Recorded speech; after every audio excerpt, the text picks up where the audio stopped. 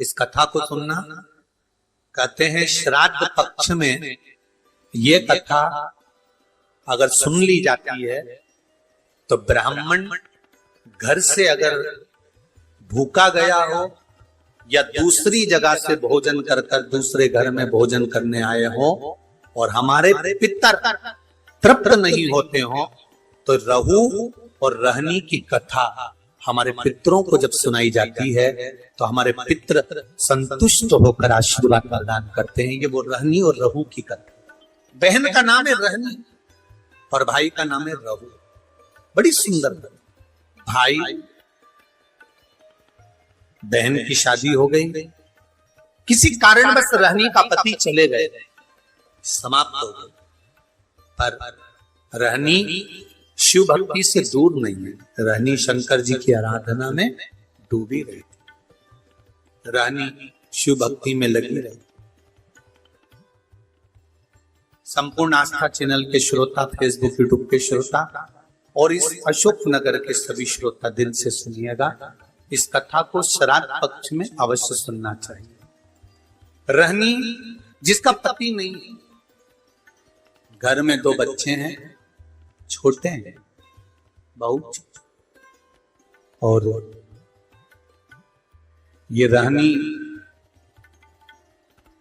और रहू ये दोनों बहन भाई हैं। रहनी के माता पिता भी नहीं है, सास ससुर भी नहीं है, पति भी नहीं है, केवल घर में 2 बच्चे हैं। लकड़ी संविदा तोड़ कर लाती है और उसको बेचकर देकर थोड़ा सा चना इकट्ठा कर अपने बच्चों का पेट भर देती। भाई रहू जिसकी धर्म पत्नी थोड़ी प्रीत था, ससुराल में कम थी। एक बात का थोड़ा स्मरण रहे अपने जीवन में। मेरा बेटियों से, माताओं से एक निवेदन पहले भी रहा है, आज फिर करते हैं कि जब आपका मंगल विवाह हो जाए, शादी हो जाए, विवाह के बाद में प्रयास करना कि इस शरीर को, इस मन को, चित्त को मायके से ज्यादा ससुराल में लगाने का प्रयास करना, तो कोई घर नहीं टूटे। रहनी अपने मायके से ज्यादा प्रीतता नहीं रखती। भाई रहू का बड़ा प्रेम था भाभी घर में। अब श्राद्ध पक्ष का समय आया। रहू ने अपनी पत्नी से कहा कि पिताजी को गए हुए समय हो गया, माता को गए समय हो गया, दादा दादी को गए समय हो गया, मैं गया का पिंड करने के लिए प्रयागराज, काशी गया, यहां पिंड देकर मैं पुनः वापस आऊंगा और शिव जी की आराधना कर अपन भजन करेंगे, कीर्तन करेंगे, स्मरण करेंगे।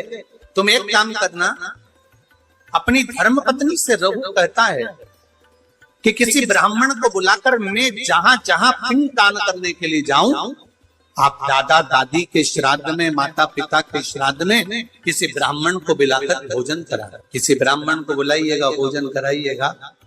जब ये सुना तो धर्म पत्नी ने कहा, सुनो स्वामी, ब्राह्मण को भोजन करने बुलाऊं और ब्राह्मण अपने घर में ना आए, उसका एक कारण है। जिस ब्राह्मणों के घर के पास रहू रहता था, रहू की धर्म पत्नी इतनी ज्यादा लड़ोकी थी, इतनी लड़ती थी कि जितने ब्राह्मण आसपास में रहते थे उनकी सबकी पत्नी से रहू की पत्नी का झगड़ा हो चुका। तो ब्राह्मण भोजन करने इसके घर में नहीं आए। रहू की पत्नी ने कहा मैं ब्राह्मणों को बुलाऊं और वो नहीं आए तो रहू ने जाते जाते कह दिया, एक काम करो, मेरी बहन और मेरे भांजा भांजी को भोजन करने के लिए बोला। सनातन धर्म के अंतर्गत एक भांजे को या एक भांजी को भोजन कराना मतलब 100 ब्राह्मण को भोजन कराने के बराबर है। सनातन धर्म की रीति है ये माला। एक भांजे को या एक भांजी को भोजन कराना 100 ब्राह्मण को भोजन कराने के बराबर है।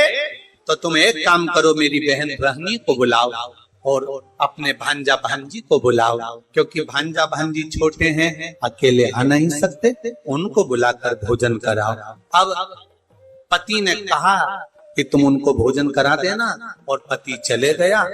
धर्म पत्नी इतनी विचित्र थी कि उसने अपनी ननंद को बुलाया तो सरी, पर भांजा भांजी को मना करवा दिया कि उनको लेकर मत आना, और भोजन करने के लिए ननंद को नहीं बुलाया, भोजन का काम करने के लिए ननंद को बुलाया, और निमंत्रण मायके वालों को दे दिया कि श्राद्ध में मेरे दादाजी का श्राद्ध है, माता पिता का श्राद्ध है, आप सब आओ। मायके वाले श्राद्ध का भोजन करने आ गए। ननंद को निमंत्रण देकर बुलाया, जी आपकी माताजी और पिताजी का श्राद्ध है, अगर आप नहीं आओगी तो श्राद्ध में अच्छा नहीं लगेगा। ननंद आई, और ननंद ने आने से पहले अपने बच्चों से कहा कि मैं नाना के घर जा रही हूँ। बच्चों की आंख में जल भरा हुआ था।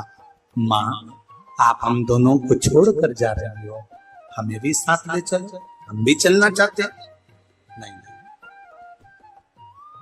तुम्हारे मामी जी ने केवल मेरा निमंत्रण करा है, मैं जाऊंगी, तुम रुको। माँ, 2 दिन से लकड़ी नहीं मिली, जलवृष्टि हो रही थी, लकड़ी नहीं मिल पाई तो बेच नहीं पाई, 2 दिन से अन्न घर में नहीं आया, हमें भोजन नहीं मिला। माँ, आज तो चली जाएगी, फिर भोजन कौन दे? बेटा बेटी कह रहे हैं, माँ 2 दिन से भोजन नहीं मिला है, माँ हम बहुत भूखे हैं। माँ कहती है, तेरे नाना और नानी का श्राद्ध है, मैं जा रही हूँ, मैं मामी से कहूंगी कि बच्चे भूखे हैं तो भोजन दे देगी मामी। इसको नहीं मालूम था कि ननन को केवल काम करने के लिए बुलाया। रहनी गई, घर में पहुंची, बहुत मेला लगा हुआ था मायके का। खुश हो गई रहनी, आज मेरे माता पिता का श्राद्ध हो रहा है और इतने मेहमान आए। जब माता पिता के श्राद्ध में 10 ब्राह्मण, 20 ब्राह्मण, 25 ब्राह्मण भोजन करते हैं, तो दुनिया की कोई ऐसी ननंद नहीं होगी जिसके चेहरे पर प्रसन्नता ना हो कि मेरे मायके में इतने लोग भोजन करते हैं, मुझे गर्व महसूस होता। रहनी की आंख में खुशियों के अश्रु आ गए। मेरे माता पिता कितने भाग्यशाली हैं। जो जैसा होता है उसके मरने के बाद भोजन भी वैसा ही होता है। जो मरा उसके हृदय में खुशियां रहती है ना कि इसको भी भोजन कराओ, इसको भी भोजन कराओ, इसको भी भोजन कराओ, इसको भी भोजन कराओ। ये जो मिला है ये आपका नहीं है, ये आपके पूर्वजों का है। अब रहनी वहां पहुंच गई। क्या जाकर देखा रहनी ने कि चारों तरफ वहां सुख ही सुख, चारों तरफ वहां पर आनंद ही आनंद है। रहनी ने जैसे ही पांव रखा, भाभी ने रहनी का हाथ पकड़ा और हाथ पकड़कर भाभी रहनी को सीधे रसोई घर में ले गई। और रहनी, सुनो, आपके माता पिता का श्राद्ध है, अगर बेटी भोजन बनाएगी तो माता पिता के श्राद्ध में माता पिता उसको प्रेम से ग्रहण करेंगे, लेंगे। बहुत समझने वाली बात है श्राद्ध पक्ष की। एक निवेदन आप सबसे करना चाहेंगे कि इसको जरा समझिए, इसको जरा जानना कि आप अपने घर में अगर नाना नानी का श्राद्ध कर रहे हो, भोजन बना रहे हो तो ठीक है, पर मायके में जाकर श्राद्ध का भोजन अगर बेटियां बना रही हैं, ससुराल से गई मायके और मायके में जाकर अगर बेटियां भोजन बना रही हैं तो वो श्रेष्ठ नहीं। मायके में जो भाभी हैं, भैया हैं, परिवार है, कुटुंब है, वो भोजन का निर्माण करे तो उसमें सुख का अनुभव होगा। पर भाभी ने कहा जी भोजन आपको बनाना है क्योंकि आपके माता पिता का श्राद्ध है, तो माता पिता प्रसन्न होंगे, माता पिता को आनंद की अनुभूति होगी, माता पिता आनंद में होंगे। रहनी ने कहा ठीक है, अगर मेरे माता पिता मेरे हाथ का भोजन करना चाहते हैं तो मुझे बनाने में क्या दिक्कत, मैं बना देते। रहनी ने भोजन बनाया। बेटी इंतजार कर रही है कि ब्राह्मण आएंगे मैं भोजन परोसूंगी, और ब्राह्मण आए तो मैं भोजन परोसूं, इसका इंतजार बेटी को हो रहा था। पर रहनी ने देखा ना कोई ब्राह्मण आया, ना कोई संत आया, ना कोई सदगुरु आया, ना कोई वहां भोजन करने के लिए पहुंचा। अगर वहां पर पहुंचे तो केवल भाभी के मायके वाले पहुंचे, जो सब भोजन करने के लिए लग गए। और रहनी से कहा गया कि इन सबको भोजन परोस दिया जाए। भोजन परोसा गया, सबने खाया। आखिरी में रहनी जब भोजन के लिए बैठी तो भाभी ने कहा, जीजी हमारे गोत्र का श्राद्ध है, इसलिए आप इस गोत्र में भोजन मत करो। हमारे गोत्र का श्राद्ध है इसलिए आप इसमें भोजन ना करिए। रहनी को उठा दिया गया तो रहनी ने पत्तल जो लगी हुई थी उसको उठाकर कहा, क्या भाभी मैं अपने बच्चों के लिए, क्योंकि वो तो इस घर के भांजा भांजी लगते हैं, क्या उनके लिए भोजन ले जा सकती हूँ? रहनी ने जब पूछा तो भाभी ने कहा, नहीं दीदी, ये जो बचा हुआ भोजन जब एक पत्तल में लग जाता है तो हम इसको बाहर नहीं भेजते, आप रखे रहने दो। माँ रहनी रोती रोती अपने ससुराल पहुंच गई। आज फिर दिन भर माँ मायके में लगी रही तो लकड़ी लेकर नहीं आई और बच्चों का पेट नहीं भरा। बच्चे 3 दिन के भूख से बिलख रहे थे, आंख में आंसू थे। माँ भी आज रो रही थी कि जिस मायके में बेटी जाती थी कभी माँ बाप उसको भूखा नहीं आने देते थे, और भूखा तो भूखा, कभी माँ बाप उसको खाली नहीं आने देते थे, कुछ ना कुछ रखकर अवश्य भेजते थे। आज वो मायके से भूखी भी गई और कुछ भांजा भांजी के लिए भी नहीं दिया। रहनी ने विचार करा कि मेरे परिवार में मेरे बच्चे भूखे हैं, क्या करूं? रो रही है, आंख से आंसू निकल रहा है, बच्चे माँ की गोद में आकर बैठ गए, माँ कुछ खाने का दे दे। माँ ने कहा एक काम करती हूँ, मैं पड़ोसी के यहाँ जाती हूँ। और रहनी पड़ोसी के यहाँ गई। पड़ोसी के यहाँ जाकर हाथ जोड़कर कहा, मेरे बच्चे भूखे, क्या थोड़ा सा भोजन मिल सकता? पड़ोसी ने कहा कि भोजन तो था, पर अब भी हमने गाय माता को दे दिया, अब भोजन बचा। रहनी रो रही, रहनी की आंख में जल, और रहनी रोती रोती आंखों में जल भरी हुई घर पहुंच गई। बच्चे बिलख पड़े, माँ भूख लगी। बच्चे बिलख रहे थे। भाई रहू गया जी में जो पिंडदान कर रहा था, जैसे ही पिंड बनाए, पिंड सारे के सारे जितने थे वो काले पड़ गए। उसमें काली तिल भी नहीं डाली तो भी काले पड़ गए। पिंडदान करा, पंडित जी से पूछा, ब्राह्मण देवता मैंने पिंडदान करा, पर ये पिंड जो बनाए गए हैं ये सारे के सारे काले पड़ गए हैं, इन पिंड का काला पड़ना क्या कारण? ये पिंड काले क्यों पड़ गए? क्या कारण है कि पिंड काले हो गए? ब्राह्मण देवता ने कहा कि जब घर में सब ब्राह्मण भोजन कर रहे हो,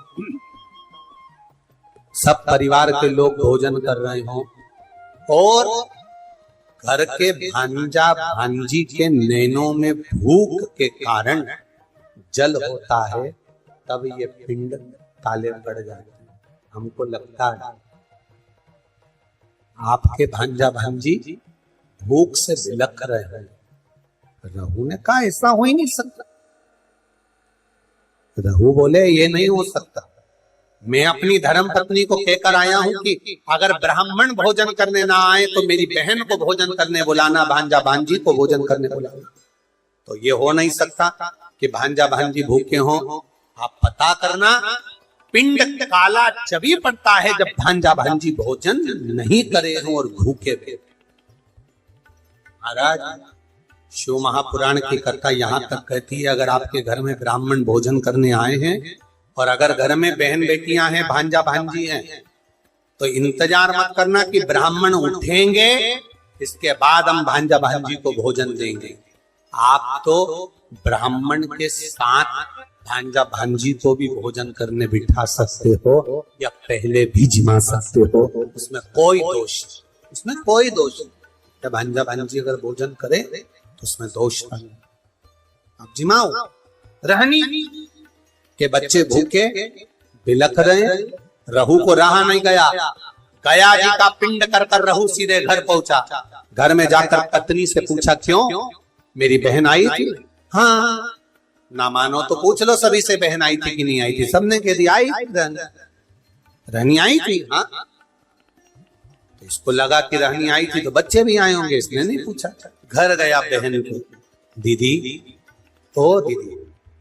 हाँ भैया, वीरा क्या हो गया? दीदी, जिस दिन मैं पिंडदान करने के लिए गया था, जिस दिन मैंने पिंड दिया, उस दिन तेरे बच्चे क्या भूखे थे बहन? क्या तेरे बच्चे भूखे थे? रहनी भाई के गले लगकर रो पड़ी, भैया केवल बच्चे ही नहीं, तेरी बहन भी तेरे दरवाजे से भूखी आई, आंखों में जल। तो चिंता मत कर बहन, मेरे माता पिता और इन भांजा भांजी के नाना नानी का श्राद्ध अब इस घर में करना। मैं विश्वास से कहता हूं बहन कि पितृदेव कृपा जरूर करें। कर भैया, भोजन होता तो मैं अपने बच्चों को ना करा देती, तो क्यों चिंता करता? कल मैं भोजन भेजूंगा, तू श्राद्ध की तैयारी कर, तैयारी श्राद्ध की। भाई ने एक बैलगाड़ी में सामान भरवाया, भेजने लगे। जैसे ही बैलगाड़ी में सामान भरकर भेजा, पत्नी ने पूछ लिया, इतना सारा आटा चावल शक्कर घी कहां जा रहा है? पति ने कह दिया, सारा की सारा मायके वालों को थोड़ा सा घाटा लग गया तुम्हारे, तो उनके यहाँ भेजा जा रहा है। अब मायके वालों का कहकर वो सामान सारा की सारा भेज दिया बहन के घर में। बहन के घर में सामग्री तो पहुंच गई, पिंड की श्राद्ध की तैयारी हो गई। भोजन करने के लिए ब्राह्मण संत साधु भी आ गए, भोजन किया। जब आखिरी का दिन था, अमावस्या का दिन, आर्यमा स्वामी जब पितरों को लेने के लिए सब पितर इकट्ठे हुए, सबसे पूछा गया, आपको श्राद्ध पक्ष में अच्छे से भोजन तो मिला? आर्यमा स्वामी सबसे पूछते हैं, सबको भोजन तो मिला? सबने हाथ ऊंचे कर कर कहा, आर्यमा स्वामी, हम पितरों को अपने अपने घर में भरपेट भोजन मिला। पर रहनी के माता पिता की आंख से आंसू बहे। रहनी कि माता पिता की आंख से आंसू बह रहे हैं। रहनी के माता पिता रो रहे थे तो पूछा, पितरों के स्वामी आर्यमा ने, क्या बात है, आप रो रहे हो? आपकी आंख में से आंसू गिर रहे हैं, क्या हुआ? क्यों रो रहे हो? रोने का कारण क्या है? कहा, मेरे बेटे के घर गई थी भोजन करने के लिए, पर वहां तो मायके वाले जिम रहे थे तो भोजन नहीं मिला। पंचमी का श्राद्ध था हमारा, हम गए थे, भोजन नहीं मिला। तो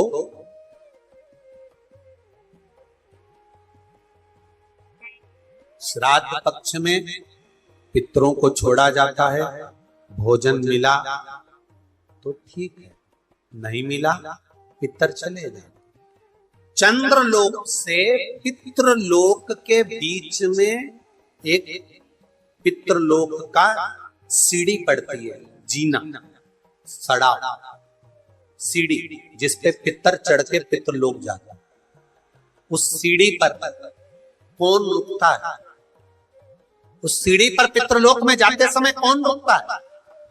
तर्पण शिव महापुराण की कथा कर रही है कि पंचमी का श्राद्ध था, पितर आए पर आपके यहाँ पर उनको भोजन नहीं मिला, वो पंचमी के दिन का श्राद्ध नहीं जीम पाए, चले गए। पितृलोक की सीढ़ी पर जाकर बैठ जाते हैं। अंदर जो पितर जाते हैं, वो पितर जब अंदर जाते हैं, जाने के बाद बात करते करते जाते हैं कि हमारे बेटे ने हमको खीर खिलाई, हमको पूड़ी खिलाई, और उनके मुख से जो राल टपकती है, तो जो पितर भूखे रह जाते हैं वो पूरा साल उनकी राल को चाटते हैं और बद्दुआ देते हैं कि हमारे बेटे 5-5, 4-4, 3-3, 2-2 इतने बेटे और हमको भूखा छोड़ दिया। तो वो बद्दुआ देते हैं, जिसके कारण बस पितृ दोष होता है। और फिर ब्राह्मण देवता कहते हैं कि ये पितृ दोष हो गया। पितृ दोष क्यों हुआ? क्योंकि वो भूखे रहे। तुम रो रहे हो? हाँ, मेरे बेटों ने भोजन नहीं कराया मुझको। मेरा बेटा चले गया था गया का पिंड करने के लिए, बहू को कह गया था कि भोजन करा देना, पर भोजन नहीं मिला मुझको। फिर हमारी तिथि निकल गई, मेरा बेटा आया, बहन के घर, बेटी के घर में उसने भोजन बनवाया तो हमारे निमित्तार्थ भोजन कराया। तो रो क्यों रहे हो? तुम्हें अमावस्या के दिन भोजन तो मिला ना, तुम्हें रोने का जरूरत क्या है? क्यों रो रहे हो? पितर कह रहे हैं, रो इसलिए रहे हैं कि बेटी के घर का खाया है। अगर शास्त्र कहता है कि बेटी के यहाँ का खा लो तो वैकुंठ निवास नहीं मिलता, तो हमें क्या निवास मिलेगा? शिव महापुराण की एक बात अच्छे से सुन लेना। अगर बेटी कमा रही है, बेटी समझदार है, आपने बेटी को अपने पांव पर खड़ा करा है और बेटी में विद्वत्ता है, और बेटी अगर कमा रही है, समझदार है, उसको कमाने के लायक तुमने बना दिया, या बेटी का घर तुमने अच्छा ढूंढा, जमाई अच्छा ढूंढा, लड़का अच्छा ढूंढा जो बेटी को इसने वश रखता है, तो ऐसी बेटी के घर का खा भी लोगे तो नरक नहीं जाओगे। बेटी प्रसन्नता में, बेटी प्रसन्नता में खिलाती, बेटी के घर का भोजन। हाँ, मैंने किया है, तो मैं पितृलोक में कैसे किसको मुंह दिखाऊंगी? मैं पितृलोक में कैसे जाऊंगी? कहा आर्यमा स्वामी ने, घबराओ मती, तुम्हारी बेटी के घर में तुमने भोजन किया है, और बेटी के घर में भोजन किया तो वो भोजन तुम्हारे बेटे ने ही भेजा था, बस धर्म पत्नी को नहीं बताया था। पहुंचा तो था, चिंता ना करिए। बेटी के घर में श्राद्ध हुआ है तो भांजा भांजी ने नाना नानी का श्राद्ध करा है। सनातन हिंदू धर्म में जब गया जी में पिंड देने जाते हो, तर्पण करने जाते हो, पिंडदान करने जाते हो, तिलांजलि करने जाते हो, तो आज भी सनातन हिंदू धर्म में माता पिता के नाम के साथ में, दादा दादी के नाम के साथ में पूछा जाता है नाना नानी का नाम। बोलो सही है कि गलत है? नाना नानी का नाम बोलिए, पर नाना नानी का नाम बोलिए, वहां बुलाया जाता। नाना नानी के घर का भी अगर भांजा भांजी अगर कर रहे हैं, श्राद्ध पक्ष मिलेगा अवश्य। तो क्या हमें भोजन मिला है? हाँ, हम आशीर्वाद दे दें। रुको, रहनी शाम के समय दिया लगाने आई, उसके बच्चों को ले कुछ ऐसा दे देना, कुछ ऐसा दे देना कि रहनी को लकड़ी नहीं बेचना पड़े और बच्चों को भूखा नहीं देना पड़े। रहनी शाम को दिया लेकर पहुंची घाट पर, जहां पर पितृ जल का प्रतीक्षा कर रहे थे, पानी पीने की तैयारी में थे, और पिता पानी का आचमन कर रहे थे। आर्यमा स्वामी ने आवाज लगाई, चलिए, चलने की तैयारी करिए, और अपने अपने घर के बच्चों को जिन जिन के यहाँ पर भोजन करा है उनको आशीर्वाद प्रदान करो। रहनी आंख में आंसू भरी। रहनी आई, रहनी ने आकर दीप अपने बच्चों से कहा आप लगाओ। कहा माँ आप दिया नहीं लगाओगे? माँ कहती है मेरा हाथ खाली, तुम्हारे पिता नहीं, पास में शिव मंदिर था। रहनी के बच्चे दौड़कर शंकर के मंदिर में गए। शिव जी से कहा क्या मेरी माँ दिया नहीं लगा सकती? शंकर के मंदिर में शिव प्रकट होकर रहनी के पास जाकर कहते हैं साधु के वेश में, नारी अगर सौभाग्यवती है तो भी दिया लगा सकती है और सौभाग्य नहीं तो भी लगा सकती है। पूर्वजों का उद्धार, पितरों के उद्धार के लिए ये नहीं देखा जाता कि ये भोजन बनाएगी कि नहीं बनाएगी, वो बनाएगी कि नहीं बनाएगी, वो करेगी कि नहीं। नहीं नहीं, पितरों के उद्धार के लिए आप छोटे हो बड़े हो मंझले हो संजले हो जो भी हो, शिव की कृपा पर। रहनी ने दिया लगाया, नाना नानी ने आशीर्वाद दिया, हमको भोजन मिला है। एक छोटा सा मट्टी का मटका बेटी के हाथ में पकड़ा दिया। इस मटके में से तू जब जब शिव का नाम लेकर कुछ निकालेगी निकलता जाएगा। बेटी ने उस मटके में से सबसे पहले घाट पर जिस मंदिर में दर्शन करा था और जो संत मिला था उसको देने के लिए कहा, हे पितृदेव, हे शिव, हे ओघड़दानी, कुछ दक्षिणा देना है। उसमें से सोने की मुद्रा निकली और बाबा को देकर विदा था। ऐसे मेरे ओघड़दानी रहनी को एक खंडा प्राप्त हुआ।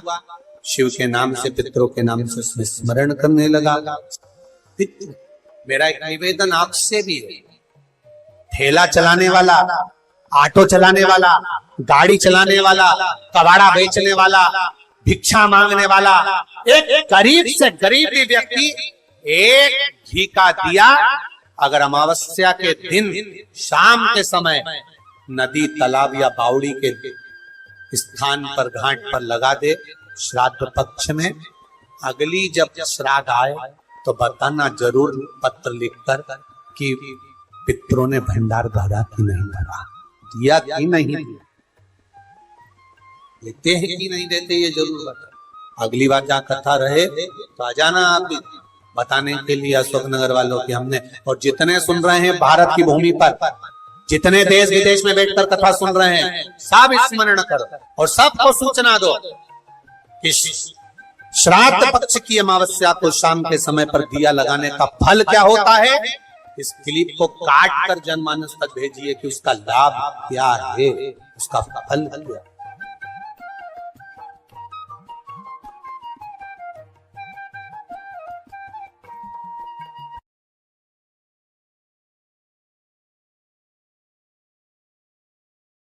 श्री शिवाय नमस्तुभ्यम, हर हर महादेव। पूज्य गुरुजी ने श्राद्ध पक्ष में सुनने वाली कथा सुनाई है। इस कथा को अवश्य ही, पूरी कथा को, वीडियो को स्किप नहीं करिएगा, कथा को पूरा अवश्य सुनिएगा। वीडियो को like share and subscribe, comment में श्री शिवाय नमस्तुभ्यम हर हर महादेव अवश्य लिखिएगा।